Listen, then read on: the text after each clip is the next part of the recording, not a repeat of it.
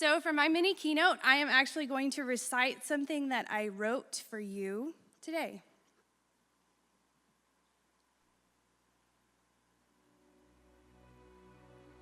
If teaching is, as they say, a calling, then the hearing of it is a creative conception of the life to be. See, like a woman with child, teachers to be can only dream of what the teaching life will bring, but no amount of snazzy supplies or twinkles in their little eyes prepare those who will be affected for what's to come. We celebrate the birth of this new selfless career of service, and the teaching life officially begins, holding us, demanding our attention, and keeping us up at night. And with the highest hopes and the best of intentions, teaching is so wobbly at first, and it falls and gets up and falls and gets up and is unstoppable until it's put in its place for trying to do things on its own.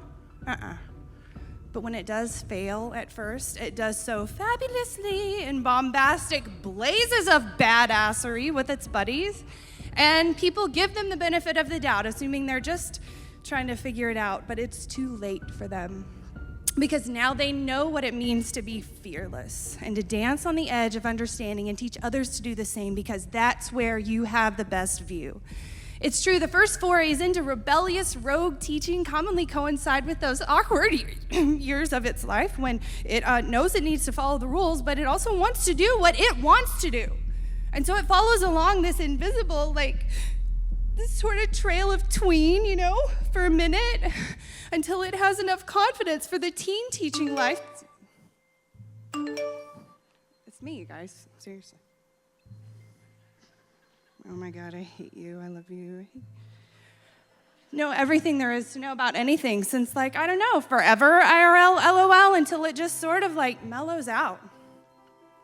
In the early adult understanding that it can hate a rule, like totaling up the number of minutes spent in the bathroom for a certain state test, but still follow the damn thing, because on the days when nobody's forcing our kids into a tiny shaded bubble, we see glorious glimpses into the beautiful beginning that is this life.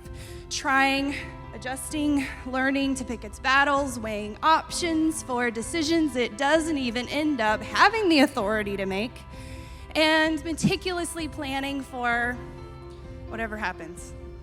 In its adulthood, a transition from the teaching life being a calling to an investment in our collective futures.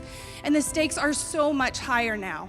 It never was for money, but now fully realizing the opportunity and its own joyful, voluntary burden, hopes broaden. From ABC to Y, and 1, 2, 3 to how, and manners to kindness, and literature to humanness, and government to leadership.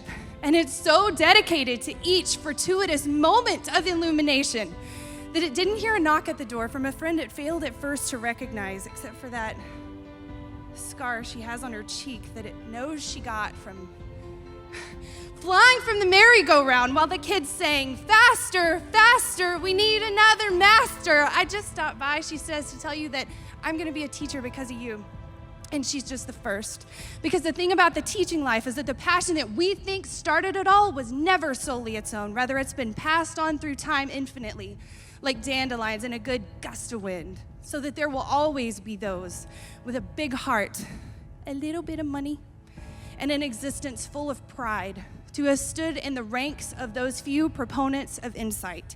Yes, with all its pain and joy and fatigue and frustration and activism and strife, here's to the teaching life.